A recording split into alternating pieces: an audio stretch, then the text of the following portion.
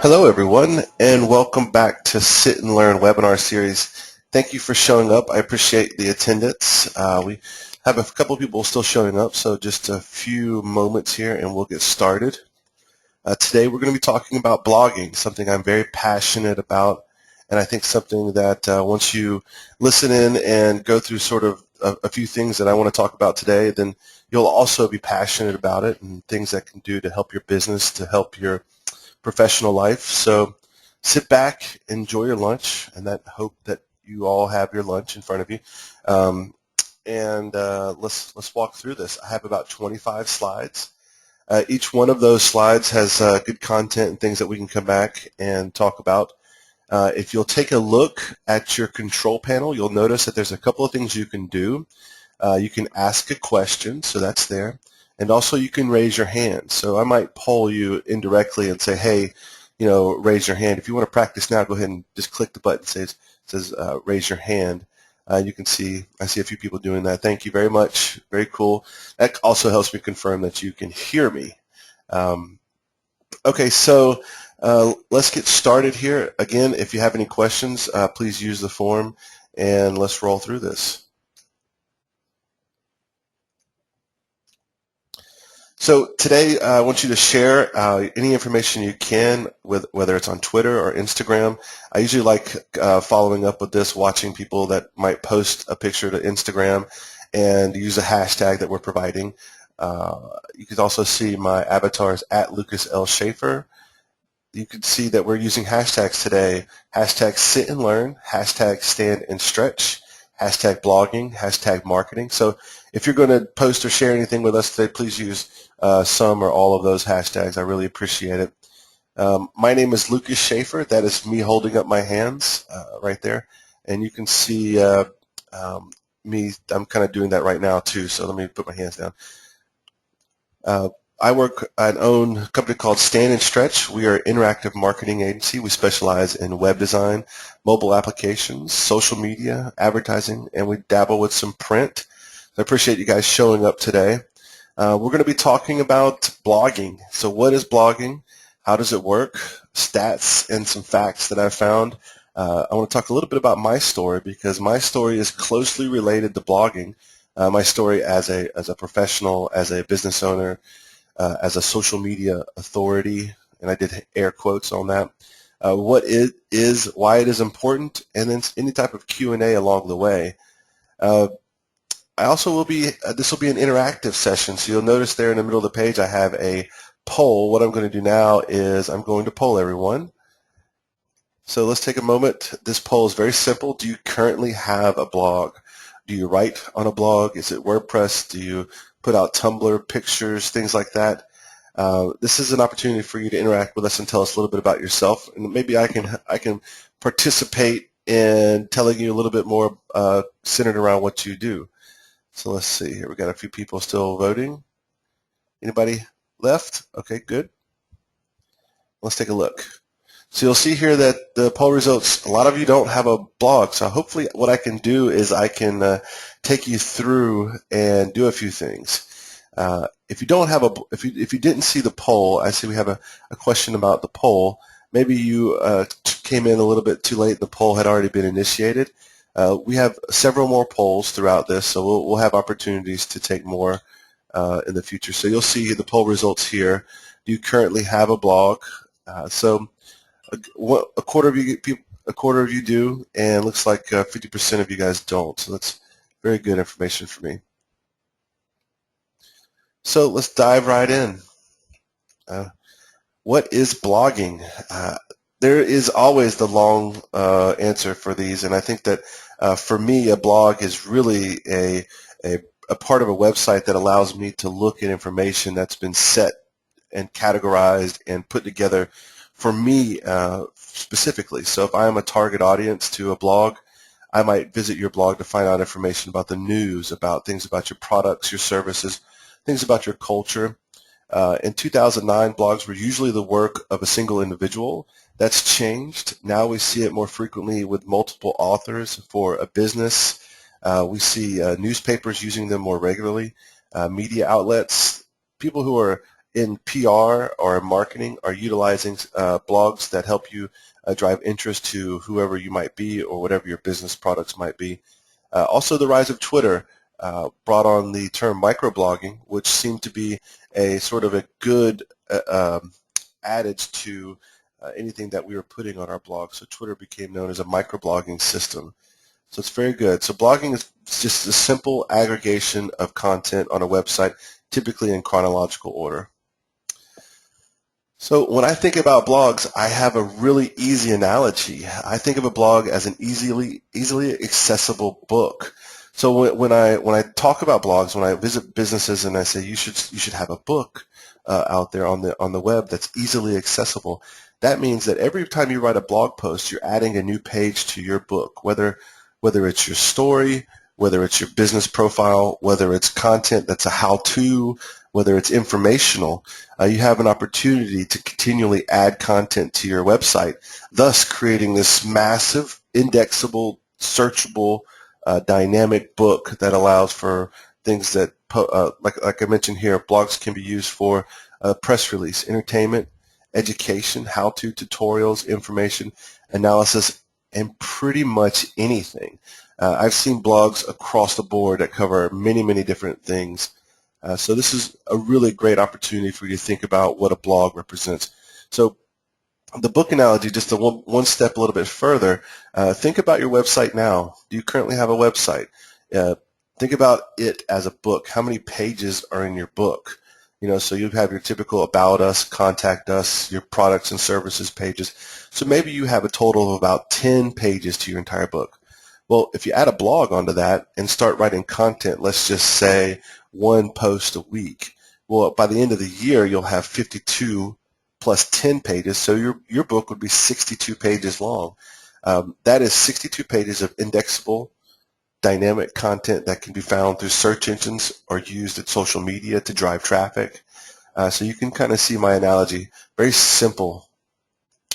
So some of the characteristics of a blog that I've put together here, I wanted to really kind of break down the barrier of what you see and what you might think is a blog and what might not be a blog.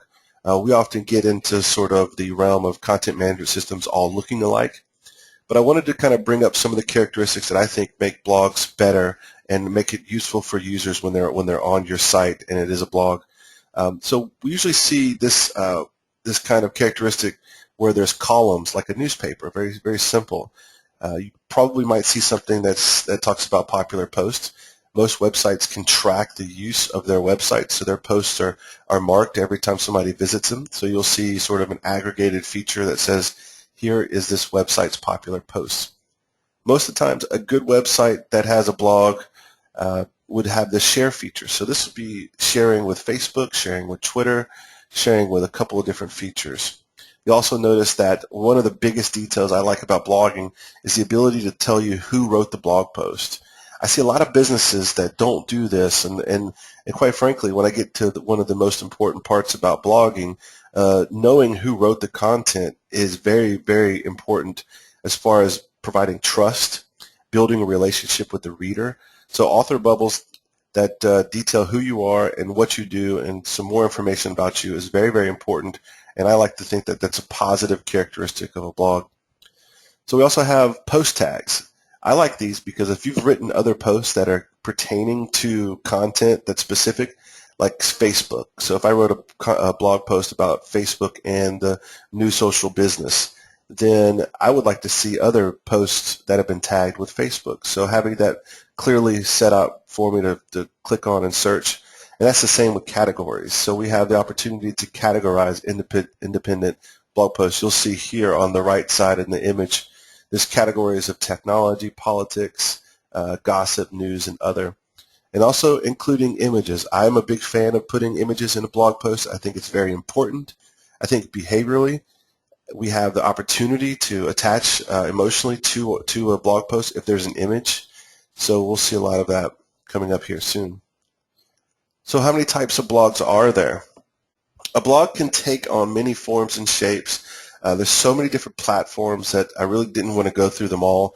I do know that right now the #1 platform in the world is WordPress. It's very, very popular. I have some WordPress stats coming up, and they will boggle your mind. They will make you think about blogging in a different way. And just one moment. Tumblr is a sort of a cross between a microblogging and a traditional blog, whereas you could create pieces of content. So it might be a video, it might be a picture. We get into Twitter, which is a microblogging service. Joomla, which I consider a distant cousin to the WordPress family. And Instagram, I consider Instagram a photo blog. So you're simply creating a story using that platform. So here I have another poll. So let's try to see if we can get everybody on this here. This is a poll. It says, is there opportunity for you to blog about your business? Very simple here. I think I kind of got you with the idea that yes, yes, and I am certain. So for me, I know for a fact that any type of blogging is going to help your business because of so much data and my own personal experience. So that's why I'm here to sort of bring that in, and I promise there won't be too many polls that do that. So yes, I like to see that there are a lot of people who are out there looking at blogs as opportunities. So that's really important. So moving on, you'll notice that I have a few stats here from WordPress, and let me let the site catch up here. WordPress says that they have over 68 million WordPress websites in the world. That is a lot of websites. So how many people are reading these blogs? So they poll and report WordPress anonymously into a bucket, and this is the information that I'm sort of deriving. So how many people are reading their blogs? Over 357 million people view more than 10.7 billion pages each month. Now, if you think about a typical website, this is not looking at contact pages or about us pages or meet the team pages. These are people specifically going towards content that are written inside of blogs. How many posts are being published? So you'll notice there in the bottom middle, users produce about 45.8 million new posts and 60.2 million new comments each month. So if you're Google and you're trying to find a way to increase your likelihood of finding something when you search it on their website, they switched their model just recently, well, a few years back, to bring blog posts up to the forefront. So we'll talk a little bit about why that's important. But you see here, just on WordPress alone, with their own internal stats, they've been able to bring up some really good points. So I wanted to bring up a few more facts and just talk about some really great things that I think would kind of stick with you from watching this webinar. So we use HubSpot a lot. Their platform is great, but one of the good things they do is they spend the time to research and poll their customers. So when we speak of HubSpot in this post and the future post, there's a lot of great information, and you should definitely check out HubSpot.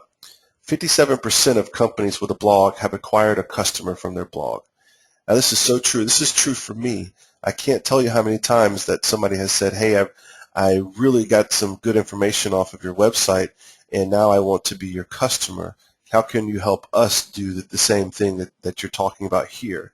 How can you help us provide these type of resources to our customers? So that is very poignant for us in our marketing. Blogging creates connections between people and companies. Connections bring more website traffic. So there's nothing more important than creating a relationship with your customer. Through writing a blog, you have the opportunity to reach out and actually be a person to someone, and not just a static website that has sort of pre-written content. So a blog post attaches that author, brings the person to the top layer, and thus showing off the people who you are. I wrote a post recently about something similar, and there's nothing that I can explain that could help you other than trying to say, when you put together a blog post, you are actually telling a story about something, and that other person that's reading that or finds it through Google has some type of behavioral, emotional attachment to that. So that's how you can create those connections. Consistent blogging demonstrates commitment. By commitment to your blog, you gain readers' trust and encourage repeat visits. So this is important. I will tell you that there's a book out there by Chris Brogan and Julian Smith called Trust Agents. This book is an amazing book because it actually walks through how to cultivate trust and authority in an online digital media realm. It's one of the first books that I got a hold of before I started my business, and it talks about gaining readers' trust. How do you cultivate trust by writing and sharing content?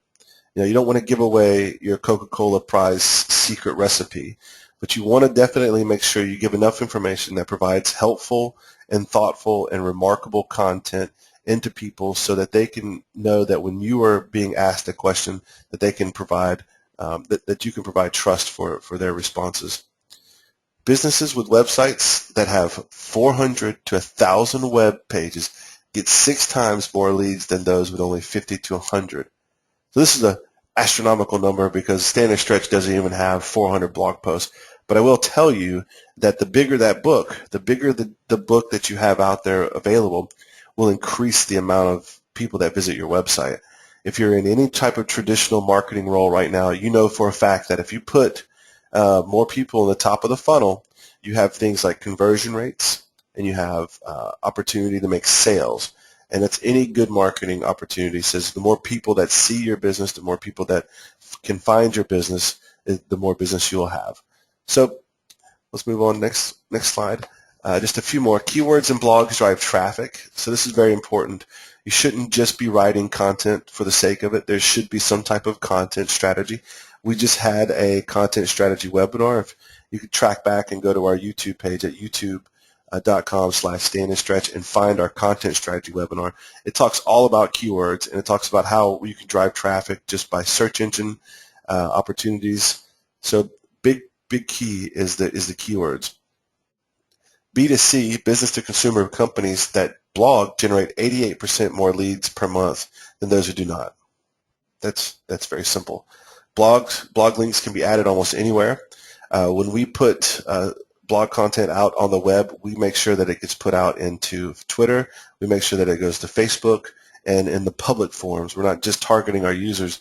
We also might even promote the post on Facebook to make sure we're getting the max amount of reach, driving traffic to our website. Very important. Internet users in the U.S. spend 3 times more time. Spend 3 times more time on blogs than they do on email. And I think that just basically says that we're all on the web all the time and we check our email throughout the day. So good information there.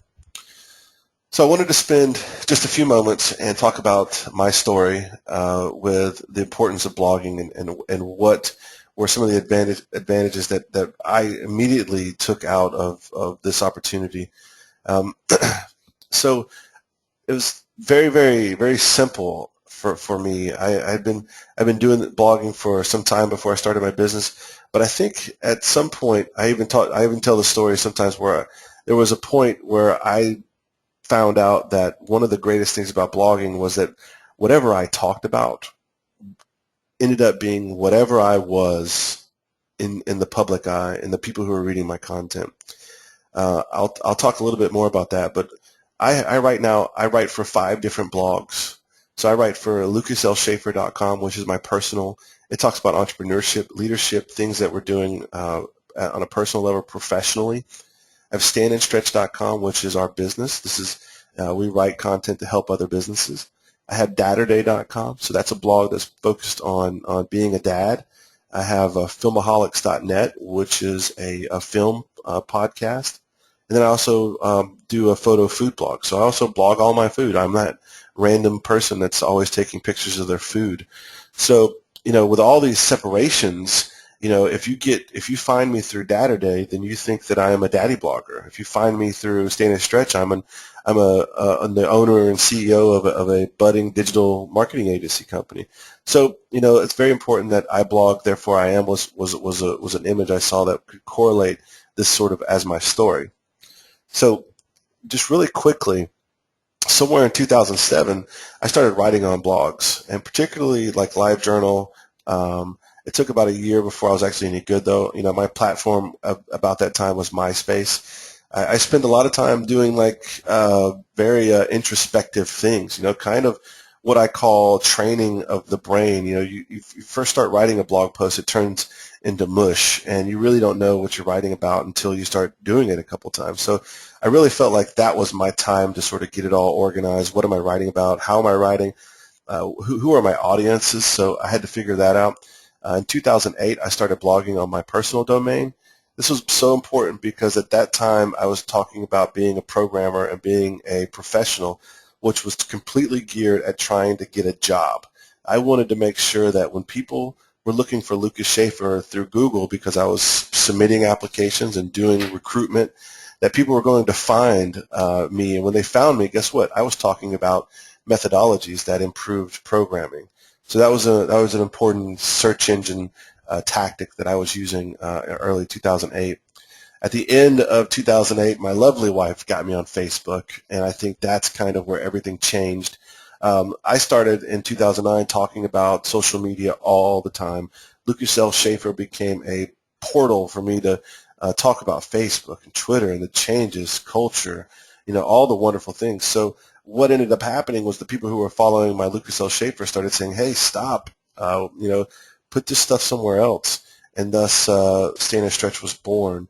I even remember a very important moment where I leaned over to my wife, and we were just on the heels of having our son Gus, and I said, I want to create myself as a social media authority. So I started with a goal. I said, I want to talk about social media so much that I help so many people that they reach out to me when they need help on other things. So that is exactly how it began for me. Now, what I didn't understand what was going to happen next was I was going to start getting invited to things. So the advantages of the business and personal life for me, this is kind of where blogging took me. And this is particularly, I think, ideally what you could consider for your personal self and your professional self, because I know that any type of personas you might be trying to achieve now, you have the family life, you have your personal life, and you have your business life. Well, I think blogging allows you to separate these if you do it properly, but at some point you have to participate in each one of these roles.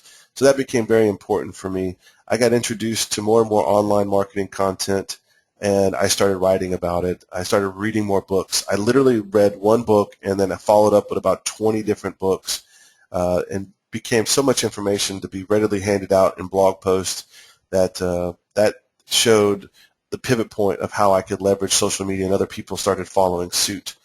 We've literally written hundreds of posts. At some point in time, I was asked to go speak. I was very young. First time I actually got in front of a group and speak, and the idea for me to be up there, sort of disheveled kind of guy who just kind of knew too much about one particular thing, was very important to cultivate that authority. And I think my blog was sort of the backbone for that support. I have this thing called the Rule of 25. The Rule of 25 simply states that in a perfect world, 1 out of every 25 blog posts does something incredible. So I remember it's a Rule of 25 because after writing 24 blog posts, I felt like this was all pointless. I felt like this was just me spouting off about things that I thought were important, and I didn't really think that there was anybody listening. I was getting very small amount of comments, very small amount of things. But I wrote the 25th blog post I wrote was about social media in Columbus, Georgia, and I followed an event that happened very, very closely. It was kind of the first time we saw social media be a sounding off point for things that were happening in our area. And this particular time was a manhunt that something had happened out in this area of Columbus, and what they didn't realize was one of the people that were a part of the initial groundswell of the news was a local social media person who had a network of 20,000 people, and as soon as that person woke up and noticed that there were armed gunmen, police officers and sheriffs in their backyard, they took a picture and posted it, and it was sort of like a neural net. So it just kind of went out, and you saw the branches kind of everybody started posting and resharing. It was very, very big blog post. Well, the Rule of 25, that 25th blog post actually was shared out over 150 times. It was commented and rewritten into a sort of paraphrased and mentioned in the actual Ledger Enquirer paper in Columbus, Georgia. Uh, it gets shared so many times. You can imagine that on average, a Facebook user has about 250 friends on average. So it was shared 150 times on Facebook. So we multiply 150 times 250, and we say, look at the reach of this blog post. How many people now know about this blog post? And it was written by Lucas Schaefer, and he was posted in the paper. And of course, the trail of marketing that followed, sort of a PR campaign, posted, wrote the post, it was shared out, it was put in the paper, and we talked about it being in the paper, just like any good PR firm would do. But it actually happened again when, right around my 50th blog post, and it kind of just seemed like it started happening more and more as I moved along. But I wanted to bring that up and say that keep writing. There are opportunities that are going to happen. There's one blog post that you're going to write in the future that it's going to be shared and put out into a national audience. Another example was I wrote a blog post, and it got sent and syndicated on socialmediatoday.com. And that site today sees about 2 million visitors a month. And there my blog post was right in the middle of this enormous website. I was very proud. That became a very advantageous moment for me in a national audience, and also to provide clarity and authority for the local area, because they got to see me in a national light. That created credibility and authority for the local markets. So that's the last point. Social media authority and the incoming customers from search engines. There's a huge point about why social media is such a big part of this. Also, search engines. So we're going to talk a little bit about that. So after about 6 months of blogging about specific needs for businesses, I decided to use my newfound position, and I started a business. During that first 6 months, I actually was getting more invites to do more work, to start doing work, so I ran with it. To this day, we still provide knowledge resources through our blog and bring online marketing services to our area. So that basically is my story. I went through a lot of this, and that's kind of me down there at the bottom right, if you can see me. A lot of nights, a lot of writing, a lot of back and forth. This was a big part for me. I know Jay Baer just released a book called Utility, Youtility, and it basically talks about how you can start a business by just writing a blog. Very, very intuitive book. I just finished it on the way back from San Francisco last week. Very good stuff. So let's move on. That's enough of my story. I've told that story plenty of times. So why is a blog important to you? Why are you looking at a blog to help do anything, increase business, and do a lot of things? It is an important part of the online marketing cycle. We preach here at Stand and Stretch that there's 3 huge components to online business, and this is very simply put: you get found, you convert the people who find you, and then you analyze what worked and what didn't work, and then you hit repeat. This is very important because blogging is one of those content creators that brings people to your site when they don't search for you on the websites. They could possibly search for search engines and also social media. You see in the Get Found area, there's 3 major components. There's also many more, but if you put them all and encapsulate them into different things, SEO, blogging, and social media are the top 3 ways that you're being found right now in any business. You can take a poll with your customers and find out, how are you finding me online? You will note that getting found through search engine, I Googled you. You wrote a great blog post and I followed up with you about it, or I saw you on Facebook. Those are premier number 1 reasons. So I have another poll here, and let's go ahead and launch it, and let's see what we get. So this poll says, do you currently work on the 3 parts of the Get Found area? So are you working on SEO? Are you working on 2 of these? Are you doing blogging and social media? Or are you doing all 3 of these? So I just kind of want to poll and see how many people are doing what. This is a great opportunity for you to say, well, I'm kind of just doing social media right now, or I'm just doing SEO.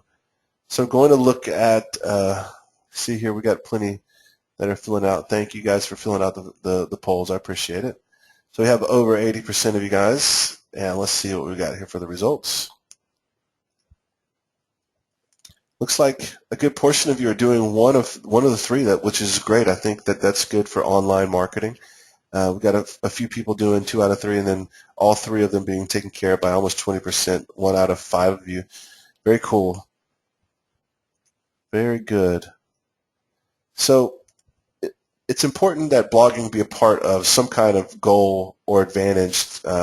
I I think every time a customer walks in here, I don't really discern whether or not they're a part of a good market or a bad market. But what I do say is, who in your field is writing blog content about what you're doing?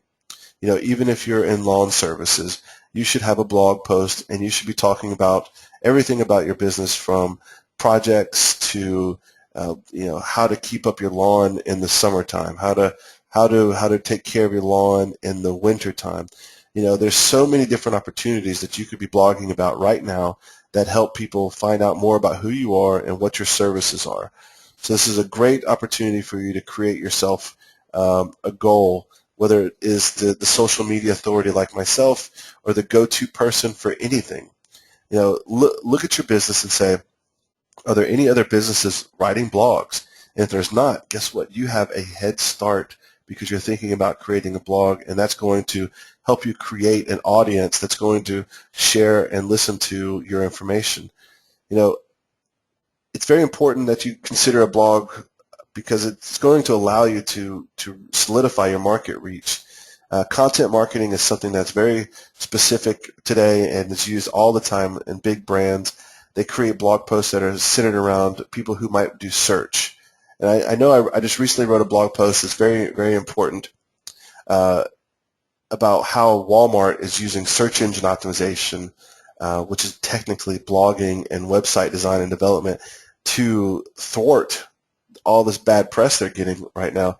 So right now, WordPress is taking it on the nose. They're having conversations about low pay, impact on the economy, all of these negative things. And then lo and behold, the other day, I went through and looked and noticed that Walmart has set up a site called therealwalmart.com, and if you look at it, it has very specific information opposed to.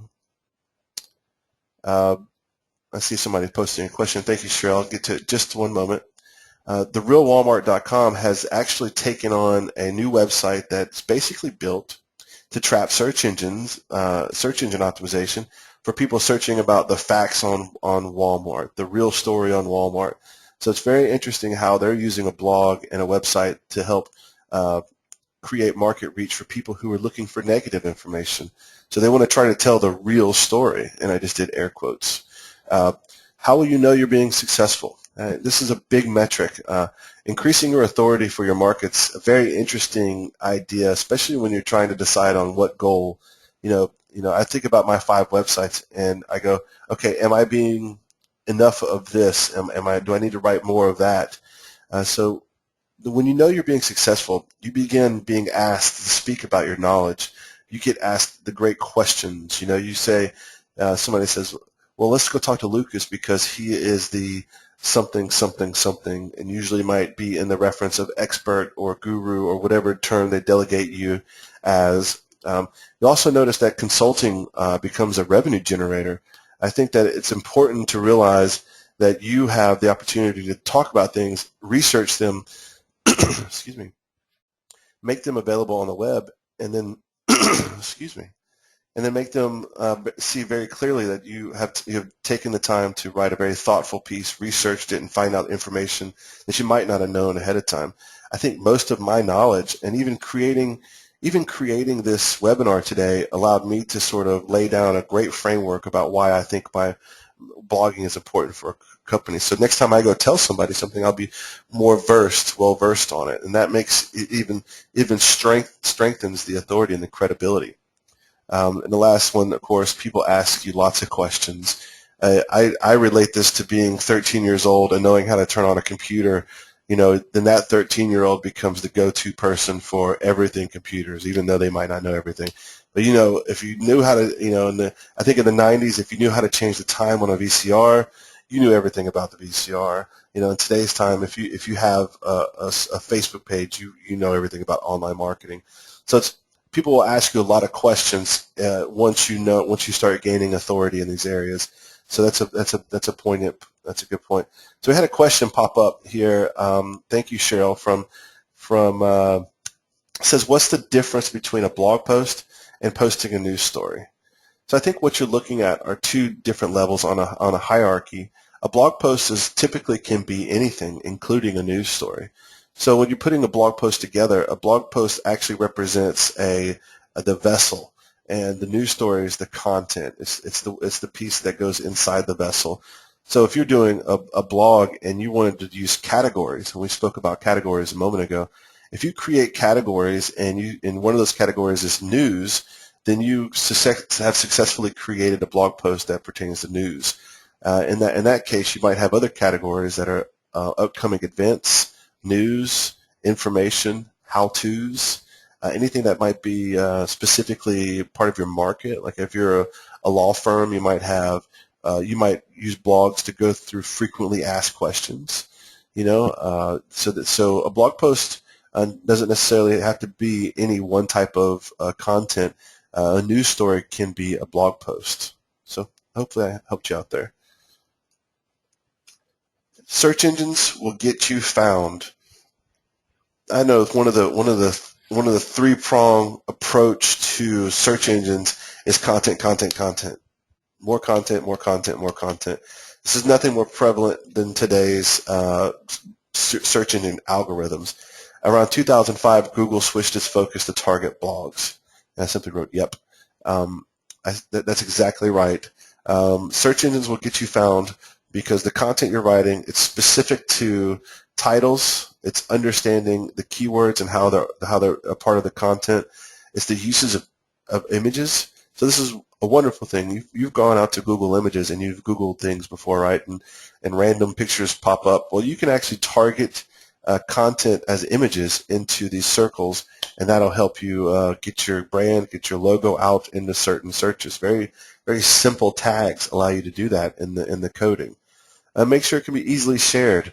This is also very important because if it's easily shared, you create what's called backlinks. And if somebody takes your blog post and shares it on their blog post and on their blog post, and you create sort of a network that strengthens your page ranking, and that'll increase the amount of searches that you pop up in due to relevance, and you'll notice that.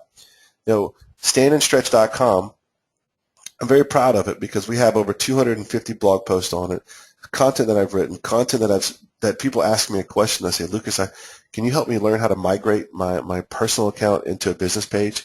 Because I accidentally set it up that way. And I'm like, absolutely. I wrote a blog post on it.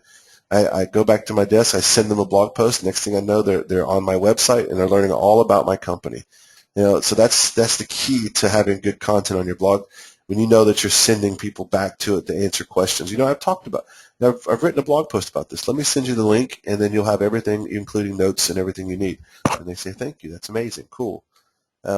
So Stand and Stretch currently now, through search engines, receives over 2,200 visitors. And these are individual people coming to our website through something they've searched, whether it's Facebook, whether it's Twitter and your business, whether it's how to write cool blog posts. Maybe it's something about Lucas Schaefer. Maybe it's something particular about one of the content on our pages, like web design.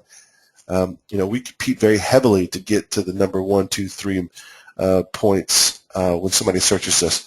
Web design, Columbus, Georgia. Social media, Columbus, Georgia. Those terms we want to show up for. So that's very specific for us. You can imagine if I was a retail store and I had 2,200 people walk into my store every month, I would be a successful retail store, right? Excuse me. I'm going to take a sip from my drink. Hold on one second. And I love this content is king remark because it is truly the idea behind every kind of marketing opportunity there is. There has to be content first. The content has to be good. It has to be remarkable, and then it has to find its vessel. So it could be simply it could be a Facebook post has good content. It could be a blog post that has good content that is then shared on Facebook. So you can think about those two things as two different strategies. If you're writing a blog post and you put good content into that blog post, well then every time somebody wants to get the full length of that content, they have to visit your website. You take that same post, you take that same content, don't put it in your website and put it on Facebook, well then only people who are on Facebook will ever find it. Facebook might change one day and you don't have the same call to actions and the same opportunities unless it's in your actual website. So I think this is my last one on the importance of blogging. And this is very important to us, so it might not fall in line with the importance on your level, but sharing information with the public about your business is becoming the difference in calling action from a customer. What we see today is that when we share more information about who we are and what we do, we find that people seek us out and say, we like what you do, we want to work with you. And that's an important thing because we're telling our story before they even meet us. So does your website tell your story? Does your blog add to that story? That's sort of a key component for us. We feel like our blog is an opportunity for us to tell our story. You'll notice that down in the bottom right, it has a cool little picture. It's like your schedule is all these meetings, and our schedules. I wish our schedule was like this. It's a blog. We should blog more. I think if we blog more, we'd be even more outside the box as far as how much we are doing it. Customers want to know who they are talking to on the phone. This is very important for us because if they get the look and feel of who we are, the inside of our business, they have another emotional bond with us, a behavioral mechanism that lets them feel comfortable and trust us. And then, of course, make sure they find what you want them to find. When you start making yourself public through a blog and the ideas that you're creating public in the blog, you also think about your business and how it becomes its own entity, and how are you making sure that when people look for you, that content is very specific to a strategy, some type of marketing plan, or a goal that you've set and wanted to try to define. I have a couple of examples here. I think we're kind of winding down, so if you have any questions or anything, please feel free to ask. I have I think what it says about 5 more slides, so any questions, let them roll. This is a live example of our latest post, and I mentioned that I'm looking at key terms here. Let's just take a look at Stand & Stretch's blog at this one. This is very cool. So I mentioned the real Walmart, how they have put together this website that basically is against what the public is trying to find and what people are trying to say about the Walmart. So they started a website called the Real Walmart. Now this is me writing a blog post about how Walmart is using SEO to plug their leaky brand. So it's very cool how this is kind of I would say very advantageous to people who might be in branding and marketing, because leaky brand is something you kind of heard before. You'll notice that brand saturation is also there. The use of two brands, so brand and brand SEO, Walmart, brand saturation. So just in my title alone, I'm targeting so many different keywords that there's opportunity to be found in all kinds of search engines. And I'm just checking any questions. No questions. Okay. So you'll notice here also it says July 15, 2013. It might be too small. Sorry if it is. But right underneath the title it says the date. So it tells me the last time I wrote something, which is very important. And then it shows my name. Lucas Schaefer wrote this. And then a long little social bar that says, hey, share this, share that, put it out here and do some stuff. You also notice on the right side, we're using blog to target an audience, to get people to interact with us and hopefully become our customers. So you also notice on the right side of this, you'll see a sidebar where we have a search where people can search for things like Facebook and Twitter. You also see a little video there. That video is how we target market people that are looking at this. And then you'll notice other posts that people might find relevant to this one, the recent post category. So in any sense, what I'm trying to target here is Lucas knows what he's talking about when he's talking about SEO. He knows what he's talking about with branding, because look at Walmart trying to fix their leaky brand. Key terms like brand saturation particularly are new terms when it comes to online media. So I'm actually trying to get brand saturation to show up as our inbound keyword. So this live example, And you'll notice that if you look at the content in the post, you can visit our site and check it out, standandstretch.com. You'll see that I'm actually using these terms over and over in the content to help build the page ranking for brand saturation, SEO, branding, things like that. This is very, very good architecture for a site, and it's something that should be considered, all those points that I've made. So let's see what the next slide is. So here we go with advanced web design and feedback and measurement. So here I am again. You know, we've sort of grown out of our typical web design area, and we're offering more and more services that are dedicated to feedback and measurement, which are not just your typical Google Analytics. So I wanted to talk about that in this blog post and make sure people knew what was happening inside our company. You'll notice that it's been shared out a little bit, so we see a lot of people have taken the opportunity to put it out into Twitter and LinkedIn. Again, going after key terms here. You'll very, very clear to notice that this says advanced web design. So web design is our target. Feedback and measurement are some keywords that we're trying to put together with website design. So if somebody's searching web design feedback, boom, they might find our post, drives traffic to us, and then they get informed about how we think about web design feedback. Very, very interesting and cool architecture. You should go read the blog post because it has a great opportunity for you to think about all the important details that we've said. So Lucas Schaefer is now trying to become an authority for advanced web design while also sharing it out to search engines through a keyword structuring and content strategy. Very important. So in conclusion, before we get too far down the line, we have blogging is one of the most important things you can do to increase your business, and I happen to think that is very simple to state, but it sometimes has to be put that simple. I think that anybody who takes on blogging today will find reasonable and return on investment very, very quickly within 3 to 6 months by just taking a couple of hours a week and writing something important about their business. So I believe blogging has been one of the best investments that we've done for our business, and that's why I continue to always say blogging is so important and you should participate in it. That's a big deal for us. And then, of course, we have the last poll here. I'm going to launch it. So trying to get your feedback. How important do you think blogs are for your business? You know, for your business particularly, are you in a particular business that you might not think it might be important, or is it just a lot of work? So, watching some people put their polls in, so let's take a look. So very cool. Everybody kind of shares the same idea. Everybody says it's very, very important, and I agree 100%. Thank you for participating. So just a couple more things here. That concludes the webinar today on blogging. I hope you guys enjoyed it. I know it's a little bit about my story, but I think that's an important story to tell when somebody's considering what blogging can do for their business.